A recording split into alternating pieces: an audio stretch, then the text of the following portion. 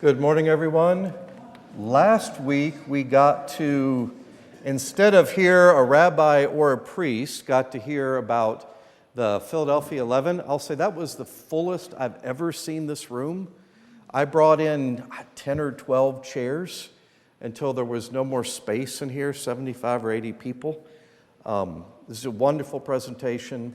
If you haven't seen the 3 new stained glass windows yet, I hope you do. They're Absalom Jones, the first black priest, Philadelphia 11 in the center that we dedicated last week, the first women who ordained priests in the Episcopal Church, and then Fred Rogers. They're all ready to go.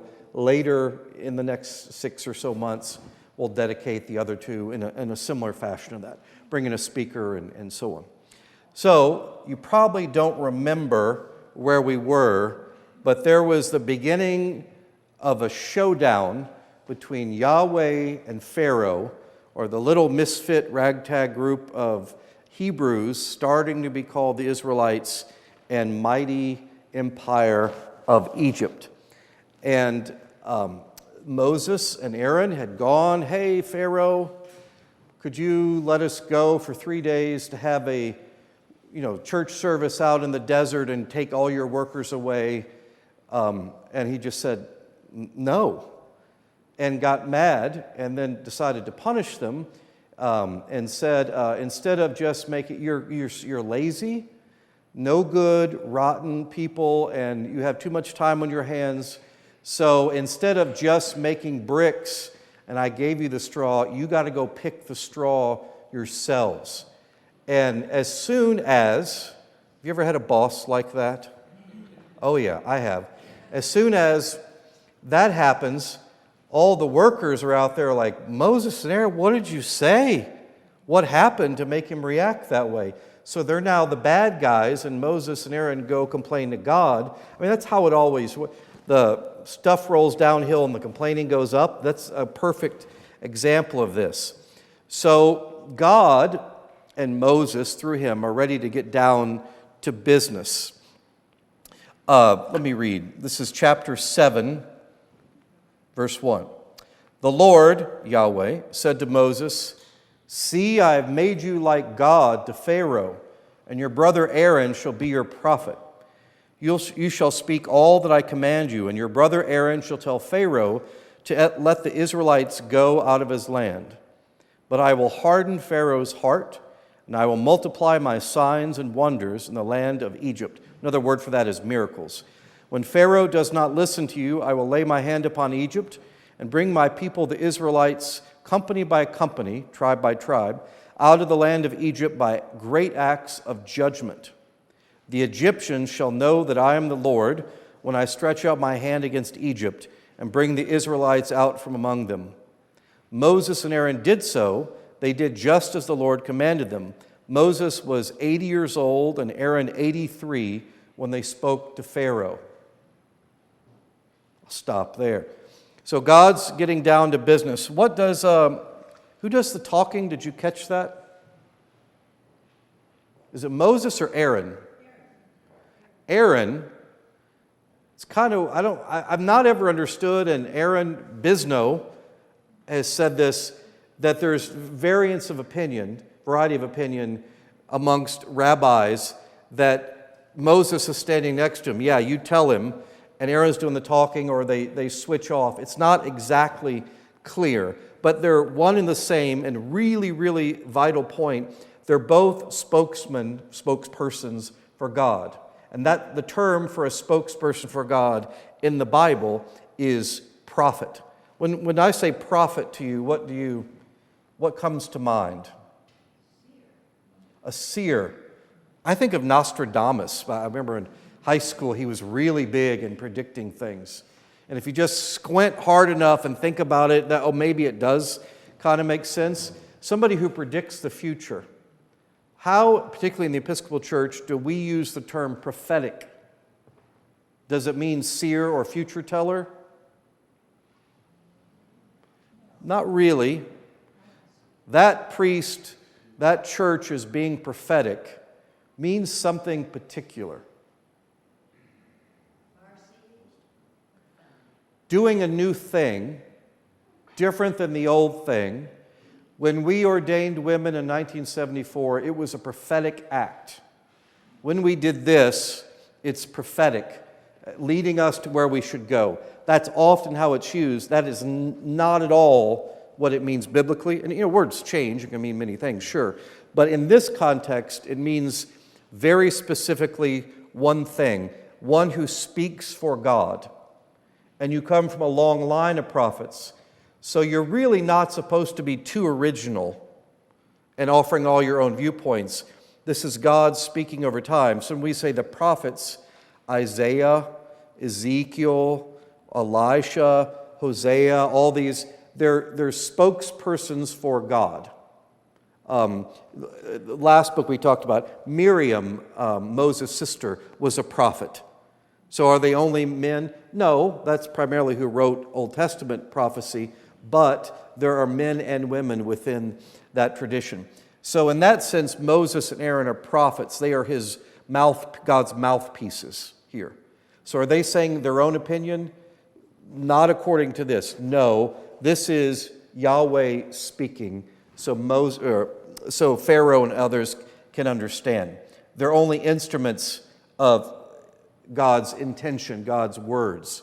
So it's very clear over and over that anything that happens, like remember clean leprosy thing, that is God doing it. Or throwing my staff and make it turn into a snake or crocodile, God is doing it. And all the next miracles or signs that are about to happen, Moses and Aaron are simply the actors. God is the source of all of this. So when it says prophet, that's it. So a prophet can only do something if God gives him or her the power. This is to show, remember I mentioned 2 weeks ago, where are these miracles, the signs, the acts of power happening? Are they back in Israel? They're all in Egypt. So this is enemy territory. And so most gods are powerful in they're a god of this spring or this area or fertility or whatever. They're powerful here, but nobody outside knows them. So when we hear the interaction in just a moment, Pharaoh rightly says, who are these guys? I've never heard of them. Who is this Yahweh dude? And why should I pay any attention? Because our gods are better. Think of Americans are so humble. Imagine if who are these other countries I've never heard of? Our army's better. Our economy's better. Why should I pay any attention to some name I can't even pronounce? It's that attitude. We're so much better than you, you're not even worth my time, as these ideas are clashing. What in the world does it mean, I will harden Pharaoh's heart?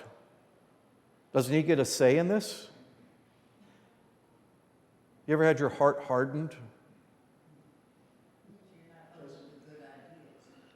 Means you're not open to ideas. Make yourself stubborn. That's it. Your ideas are so dumb I can't even consider them. They're beneath me. I'm closed off to this. And it's to show, I believe, and others have certainly said this before me, that Pharaoh's unmoved. He will not acquiesce. He will not grant one thing to these Israelites, but you're about to see God's power so that you will give in. Your heart may still be hard and you can't stand these people, but you'll do it so God stops and get out of here. That's actually the promise. Not that you will be freed from slavery. That's an awesome promise. Pharaoh and the Egyptians will be so put out by experiencing God's power, not only will you be freed from slavery, they will send you away and they will give you a bunch of their stuff to go away. They'll give you gold and silver and clothes. Like, imagine if you're a slave and then you're told, all these rich people, they're going to give you all their stuff and then they will send you away. That's a really good promise, if it's true, of course. That's what's about to happen. So to go from, I will not be moved, to, here, take my gold, just go away. I don't want to have to deal with you anymore. Again, this is all the Lord's doing, but only after Pharaoh experiences the signs, the miracles, the Hebrew word is nes, that you see Yahweh is the real God. And that proof is about to come. Moses and Aaron did so just as the Lord commanded them. Biblical ages, they seem pretty old. 80 and 83. I guess you could still be president at that age, but 80 and 83 is that's kind of old, and I'm sorry for ageism, but to walk really far in the desert and have battles and then go back and argue with God, and it's like, that's more of it seems a young person's game, but they're doing it. How old was the oldest person in the Bible? Anybody remember? Who was it? Methuselah. More. And then after that, age at some point in the Psalm, so much later, it's about 70-ish, so that's where we are, thinking that way. But these figures, Abraham was among them. He's having kids at 100, which is a little, that seems like a lot of work when you're 100. I don't want to get up all night and feeding, but you come back here, oh my God. So there's that stuff going on. But they're 80 and 83 years old. Verse 8. The Lord said to Moses and Aaron, we don't know, the text doesn't say anywhere. The first communication with Moses was in a burning bush. We don't know if this is in a dream or audible or like a thought bubble you'd see in a cartoon or something, or in what way God is communicating. In fact, that's irrelevant to the story. The prophet hears what God is saying and then is communicating that. The Lord said to Moses and Aaron, when Pharaoh says to you, perform a wonder, show me the money. Show me that you're powerful, why I should pay attention to you. Do a trick. Then you shall say to Aaron, not Moses. Wasn't it Moses' staff? Yeah, it was. Say to Aaron, take your staff and throw it down before Pharaoh, and it will become a snake. Again, the word could be sea monster or crocodile. So Moses and Aaron went and did as the Lord commanded. Aaron threw down his staff before Pharaoh and his officials. So it's not just Pharaoh himself. He's got presumably his guard, his court, and these guys walk in. Do you think there has to be, if this were America today, you can't just have a game. You've got to have flashing lights and smoke machines and crazy music, and they walk out. It's Pharaoh versus Yahweh, and then Moses and Aaron, it's their team, and he walks out and does this. And are the Egyptians impressed? That's pretty good. You threw your staff down and it became a snake or crocodile. Okay. Then Pharaoh summoned the wise men, his sages and sorcerers, and they also, the magicians of Egypt, did the same thing by their secret arts. Oh yeah? You can make your stick into a snake?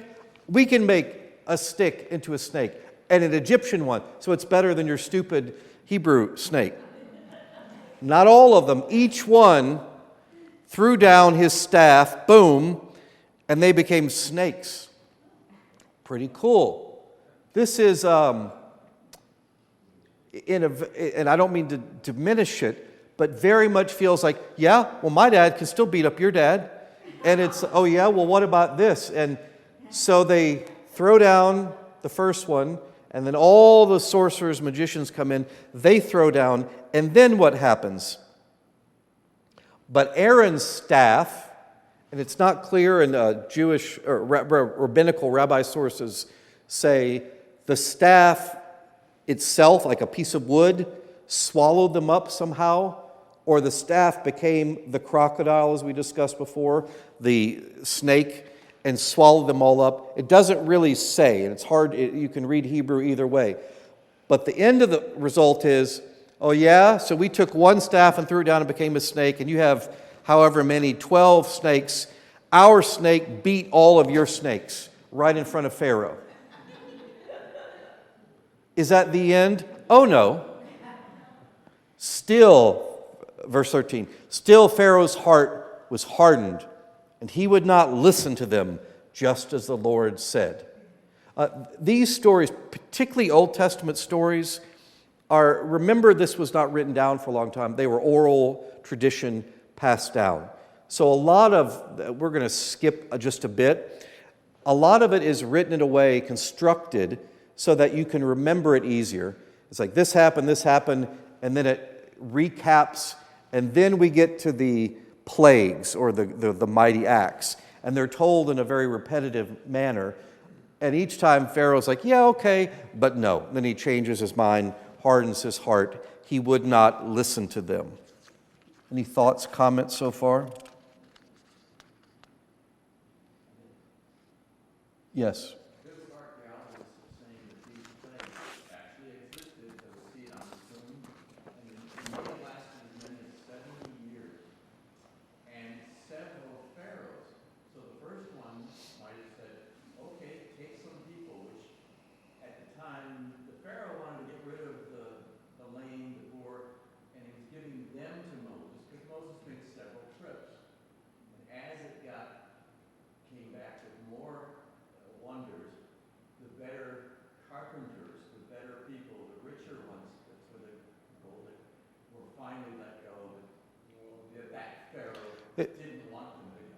That may be true, but that's not what the story says. And I'm sticking with the story. All fine if we want to try to use archaeology to prove a biblical point that's not meant to be historical. I'll suggest that. Staying in the story, those things, that's irrelevant. I mean, it's very interesting, but it doesn't have to be. It could be just like it was written. And it could be these things didn't factually happen in real space-time, but the point is Yahweh, the Jewish God, and the Egyptians, represented by Pharaoh and all their gods, are clashing, and to see who is powerful, who has the message, who redeems from slavery, and who keeps people enslaved. So I'm trying to imagine if I could throw my staff down and it becomes a snake, and then Michael, everybody on the front row is like, oh yeah? And what do you do with snakes running everywhere in the room? That's not a peaceful, orderly thing. It's chaotic and crazy. And if as it's suggested, another way to translate this is could you imagine 10 or 12 crocodiles go? They're nasty, prehistoric looking things. They're going everywhere. People are jumping on chairs and tables and trying to get out of the way. It's mayhem. And then that Hebrew crocodile comes in and chomps them all up or devours them. And then there's order again. Amidst all that, it's a very interesting part of, you think of Yahweh, the second creation story, the whole universe creation is a watery chaos, and God calls order to it. So part of what Yahweh's function is to call chaos into order. And that's happening, you think, at a metaphorical level in this particular story. Now, that's me reading into it, but you can read into it. Steve? The snakes that were serpents, whatever, that the Egyptians created, whatever they threw down, was that a trick, or was that from the Egyptian gods? It just said, let me see if this has a different translation. It says they use the dark arts, sorcery, secret arts in this translation. So is that conjuring a demon to do it? In this, it doesn't say. Whatever it is, it's not. That equals Yahweh right there, Moses and Aaron. So is this power from an Egyptian god or some demon or just something else, nature magic that exists? Doesn't matter, because in the end, Yahweh is going to beat all of them. That's the point that comes up. But excellent question. A lot of the stuff we can't really know. You can imagine. Aaron talks about Midrash as fan fiction. He gave me this wonderful book that has chapter by chapter like this, and then rabbinical commentary. Oh, it probably was this, which is just a really interesting made-up backstory to something. And so, yeah, oh, great question, Steve. Let me pretend I'm a rabbi and do midrash.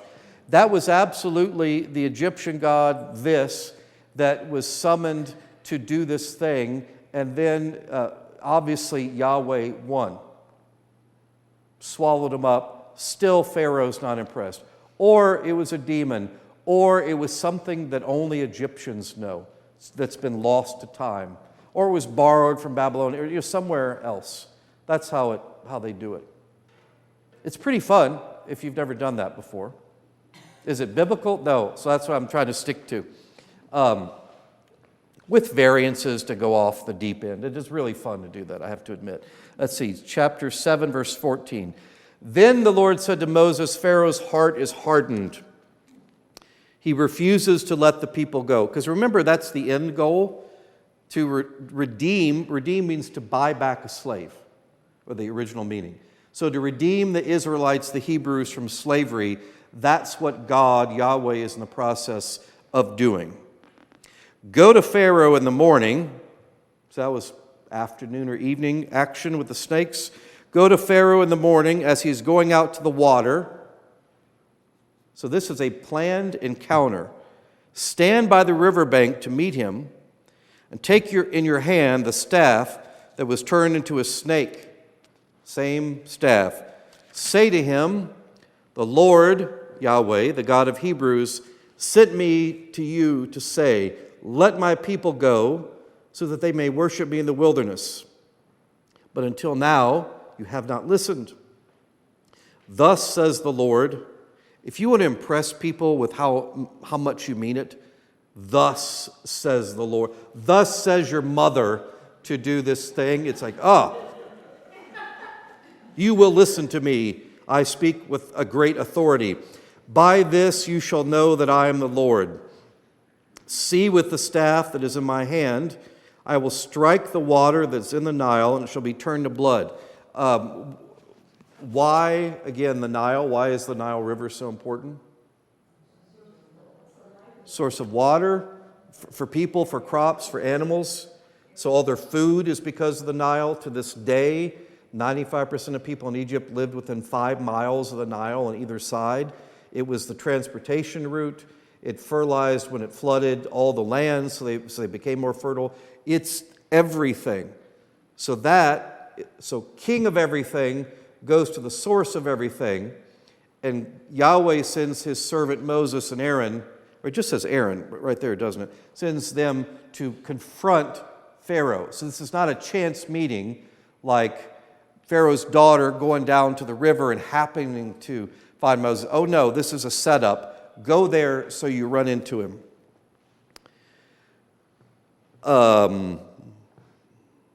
Where did it go? There we go. I need my glasses when I read this small print. That's why I print it bigger here.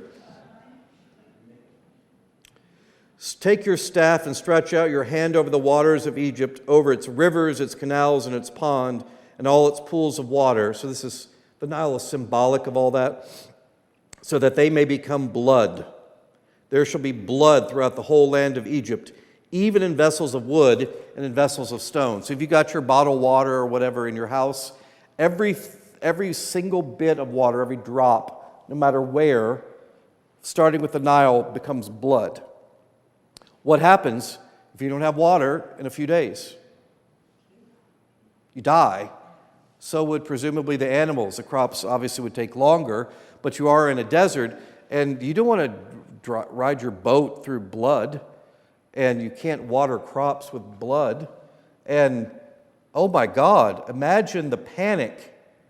You remember early in the pandemic when we ran out of toilet paper? We become barbarians again. We have enough toilet paper, and I'm not saying where, because I got to guard my source. We have enough toilet paper at Calvary Church to outlast the entire zombie apocalypse when it happens. Hundreds upon hundreds of rolls. So I put like 40 or 50 rolls in a big black plastic garbage bag and put them in the trunk of my car right when that happened. And I can't tell you the number of times I heard people on the street, "Oh my God, I have one roll left." So do you know how cool it is to say, "Excuse me, Calvary Episcopal Church welcomes you," and throw them like, "Wow, you guys are awesome." So Matthew 25 says, give a cup of cold water to drink to those who are thirsty, give food. It also suggests give toilet paper to those in need. But when you really need it, it suddenly becomes a crisis. Imagine if you have no water for your kid or for your sick grandma or whatever, or your animals or your crops or you. What's going to happen really, really soon? So everywhere, even in the vessels of wood and stone that becomes blood. This is chapter 7, verse 20. Moses and Aaron did just as the Lord commanded. In the sight of Pharaoh and of his officials, he lifted up the staff and struck the water in the river. And all the water in the river was turned to blood. Was that immediately? It appears so. And the fish in the river died. The river stank so that the Egyptians could not drink its water. And there was blood throughout the whole land of Egypt. But the magicians of Egypt did the same. It's not clear. Well, I thought all the water was already blood. How did they make more? I don't know. If they were really cool, why couldn't they turn it back to water? Don't know. But the magicians of Egypt did the same by their secret arts. So Pharaoh's heart remained hardened. Not impressive. And he would not listen to Moses and Aaron, as the Lord had said. Pharaoh turned and went into his house. He did not even take this to heart. Was he bathing in the water when it turned to blood? It's not clear, but he got out and wouldn't even take that to heart. And all the Egyptians had to dig along the Nile for water to drink, for they could not drink the water of the river. So there was some apparent provision. If you dug a well far enough, you could get water.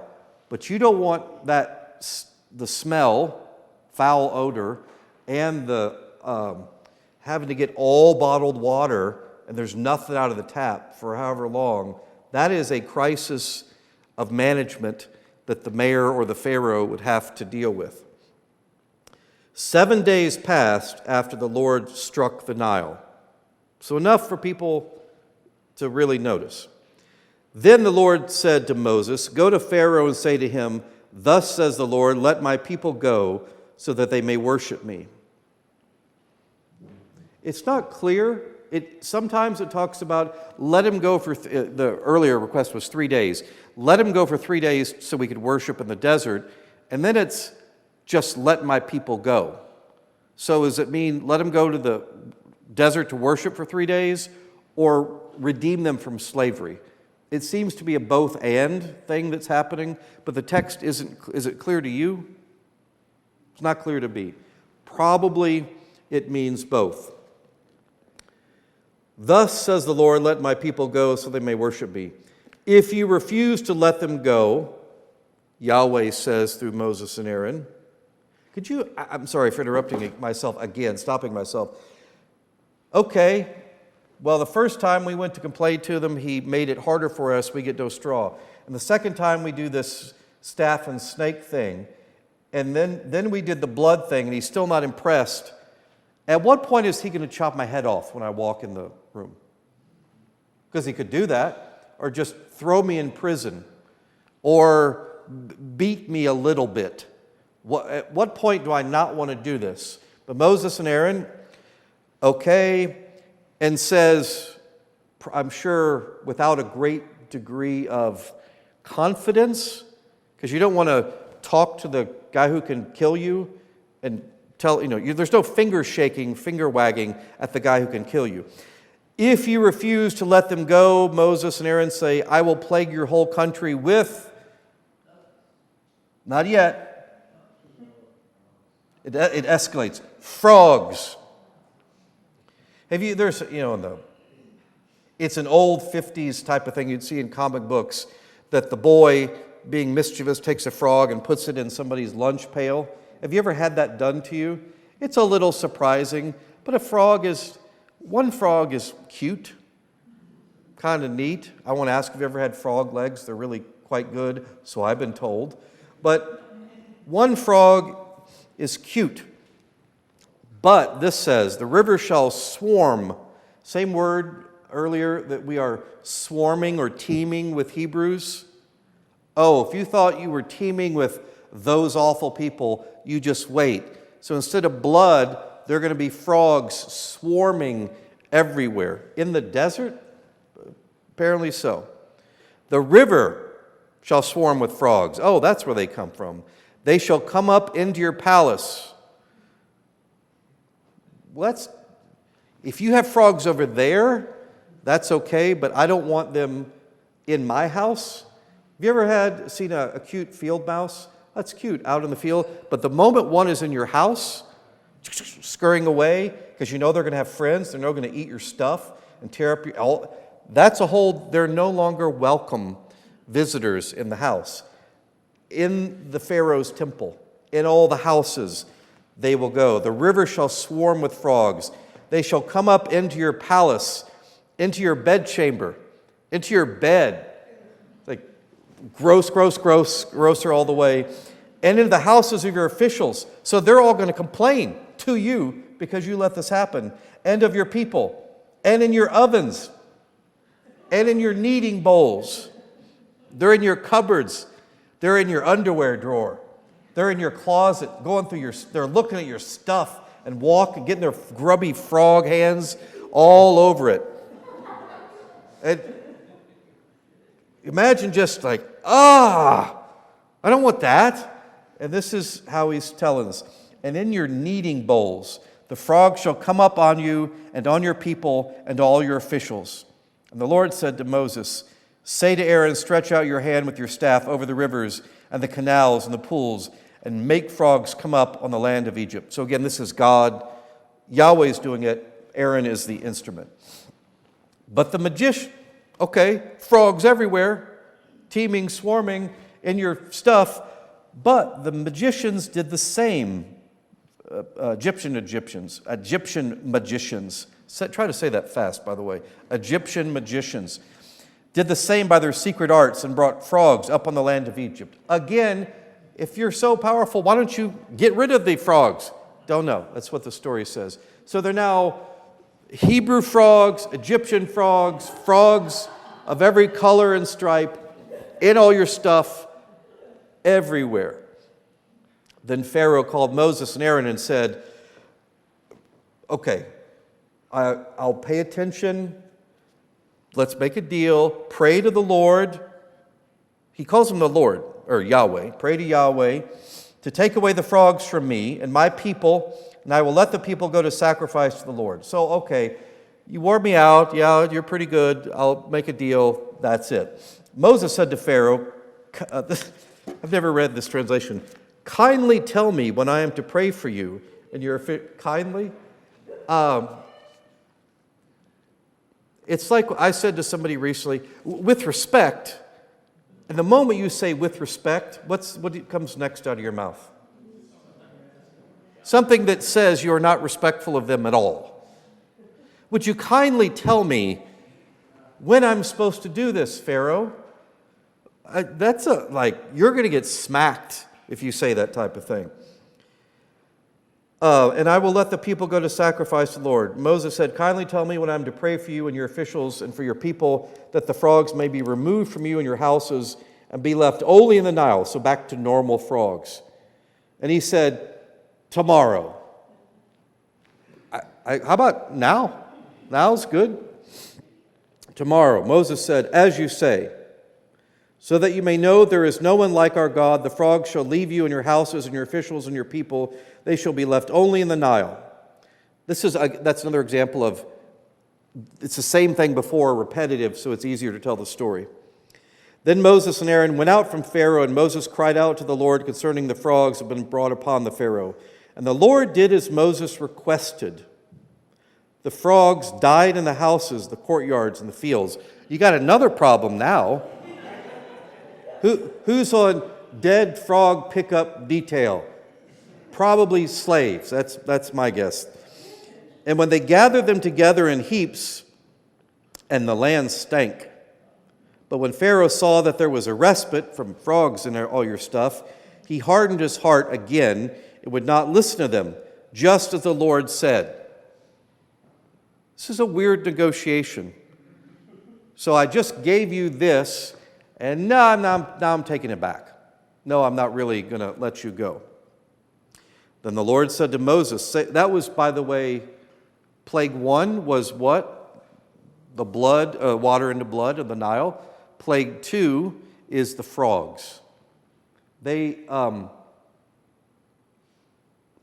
Bisno talked about this briefly. He and I have discussed it, that in one way, and I'll come back to this with him next time, all these different plagues represent different gods of Egypt and different ways, aspects of life.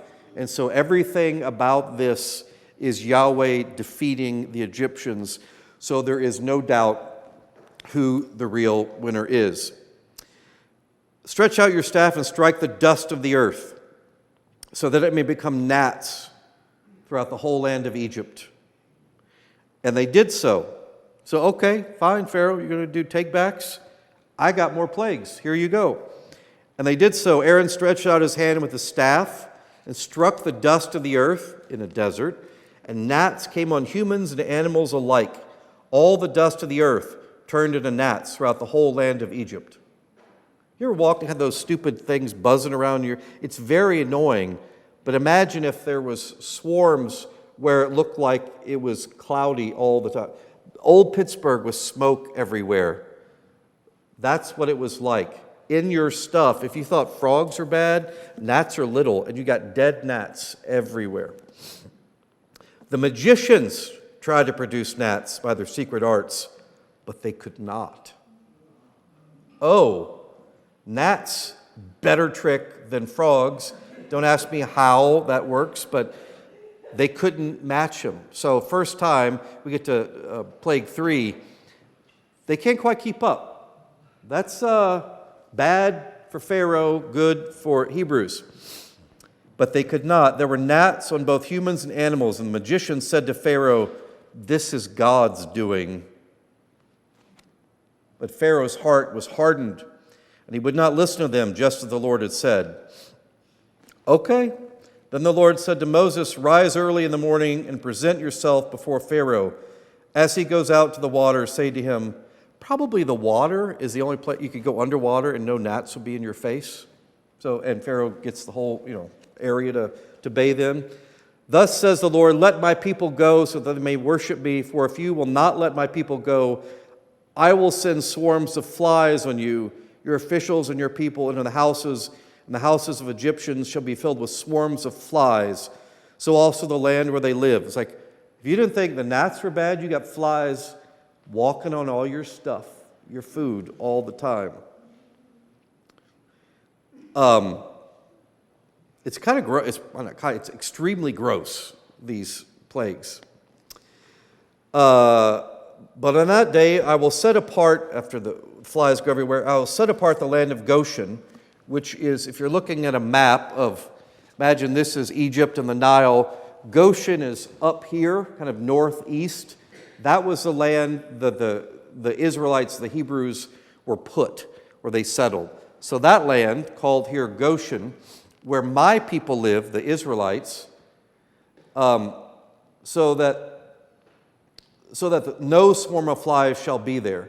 It is a fly-free, and presumably it was a frog-free and blood-free zone also. Like, hey, Hebrew friend, can I come over tomorrow to get some water or escape the frogs? Who knows what was happening? I'll make a distinction between my people and your people, Hebrew, Egyptian. The sign, the fly shall appear tomorrow. The Lord did so, and great swarms of flies came into the house of Pharaoh and into his officials' houses in all of Egypt, and the land was ruined because of flies. What would ruined because of flies mean?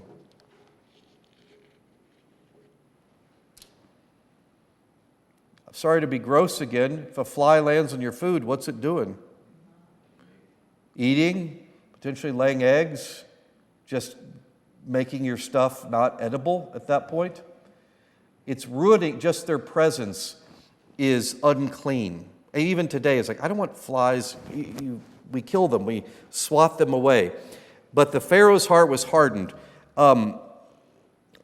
First time I've looked at my notes. Literally, in Hebrew, to say your heart is hardened means it's just a lump of lead. The block of coal. Nothing to it. So his heart is a block of coal, a lump of lead. He will not be moved the entire time. Then you got flies. Then Pharaoh summoned Moses and Aaron and said, "Go sacrifice to God within the land." But Moses said, "It would not be right to do so, for the sacrifices that we offer to the Lord, our God, are offensive to the Egyptians." They're negotiating. The original request was, let us go beyond Egyptian lands where it's not tainted with your pagan gods, and there we can worship. But Pharaoh says, no, my heart's still hardened, but yeah, you can go, but only in this safe, nicely patrolled by Egyptian armies area land. You can go there. And Moses is like, no, you would be offended by the stuff we do. Who knows what that is? So there's this, is he relenting or not, Charles? Is this where the late 19th, early 20th century exclamation, land of Goshen, comes from? Yeah, it's biblical.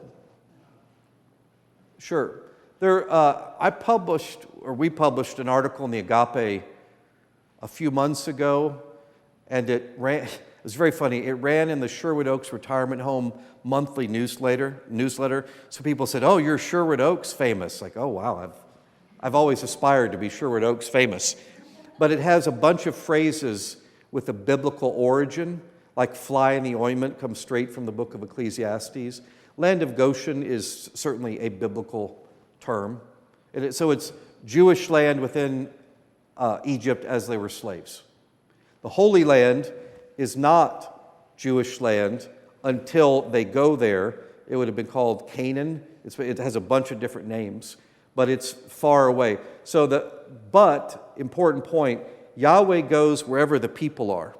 Yahweh is not tied to what we would now call Israel or the West Bank or any of that. Not tied to it at all. God goes wherever the people are. A really big image for that, we'll see later, is when they're setting out, they have this thing called the tabernacle, which is essentially a big case or chest on poles. They take God with them on the journey. So God goes with us as the journey pilgrim people wherever we go. Egyptian gods stayed put. They stay in Egypt. Yahweh goes wherever the people go. Hence the battle that's going on there. Go sacrifice, but within the land. Moses says, if we offer in the sight of the Egyptians sacrifices, they are offensive. Won't they stone us if they see us doing these things? I don't know, but that's his excuse why we can't do it. We must go a 3 days journey into the wilderness and sacrifice to the Lord our God as he commands. So Pharaoh said, I will let you go to sacrifice to the Lord your God in the wilderness, provided you do not go very far. When you were kids, did you have some line or street you were not allowed to cross? That is your limit. Pray for me, Pharaoh said. That's a little weird. Did you catch that?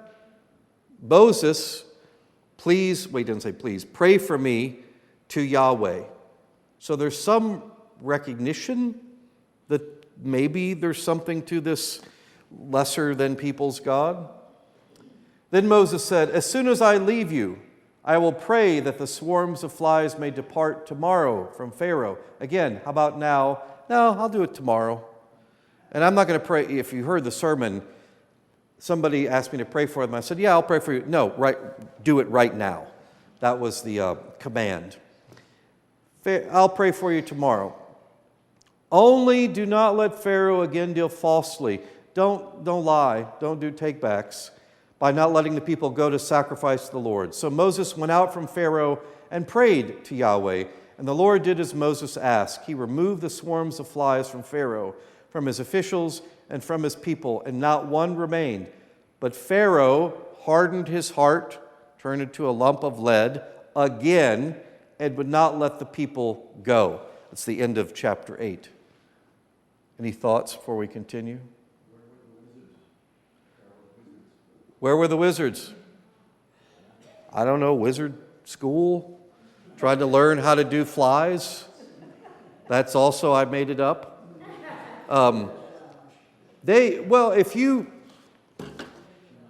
If you're competing and you're equaling the other guy, other person, and then suddenly that other person is just better than you don't stick around to keep showing you're a loser to your boss, it seems to me. You would hey, we'll be here doing stuff if you need us, and they back out of when they can't match, they back out of the picture. The story doesn't say that, they just disappear, but it's not hard to read into, well, of course they ran away, they can't compete.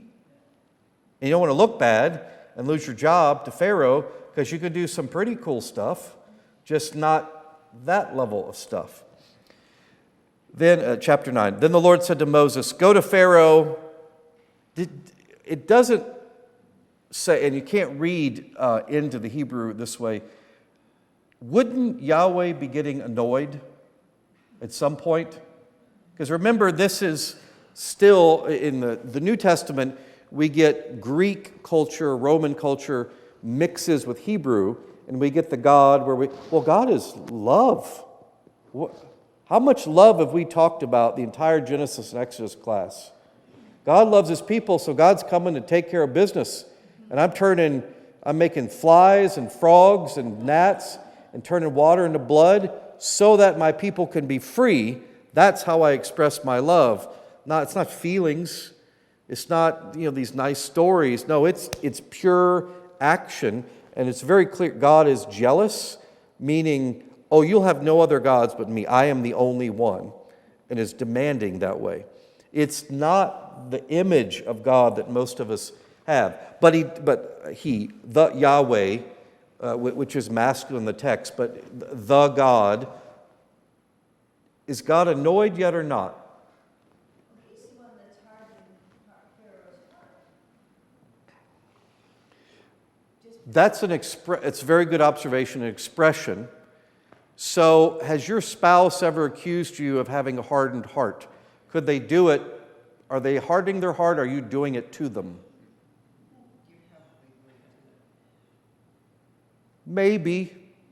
Not me, of course, as my wife is here in class. Never.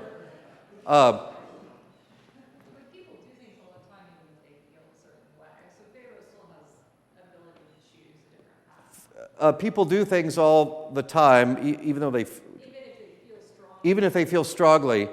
Pharaoh still can choose. For goodness sakes, he's the king of everything around. He has agency, he has autonomy, freedom to make a decision. And so it's an expression that his heart's hardened. You know what? No, I'm not doing that. I'm doing what I want on my terms because I'm Pharaoh, and who the heck are you? It's still very much that, so what, my sorcerers can't do whatever dumb thing you're doing next. Nothing's really, it's all been annoying. You got to deal with a gazillion frogs and gnats and flies. Nobody's been killed. No crops have been destroyed. Our livelihood isn't over. It's just annoying, not deadly. His power, authority have never, I need to go soon, have never truly been challenged yet. So, for if you refuse, Moses is saying, if you refuse to let my people go and still hold them, the hand of the Lord will strike with a deadly pestilence your livestock in the fields, the horses, the donkeys, the camels, the herds, and the flocks, that is, all of them. But the Lord will make a distinction between the livestock of Israel and the livestock of Egypt. Hebrew cows, safe. Egyptian cows and everything else, dead. That's something I got to pay attention to. Inconvenient gnats, or you're killing all our livestock, that is our money, our livelihood, our food, all those things. The Lord set a time, saying, tomorrow, noon, high noon. I made that up. High noon, the Lord will act and will do this in the land. And on the next day, the Lord did so. All the livestock of the Egyptians died, but of the livestock of the Israelites, not one died. Pharaoh inquired and found that none of the livestock of the Israelites. Well, that's a good trick, but how did you not kill the Jewish stuff? So there's this weird, that's real power and distinction. Everybody can go around and slaughter, disease, poison, but how did they make it and ours all died?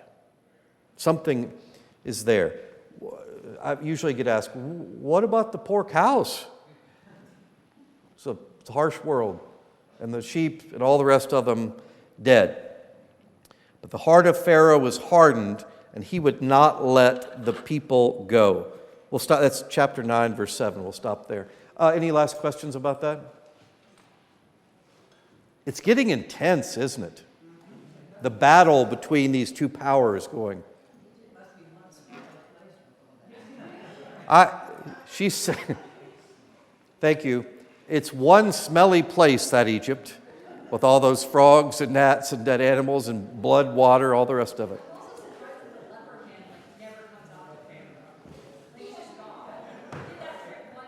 Yep. Yep. Good point.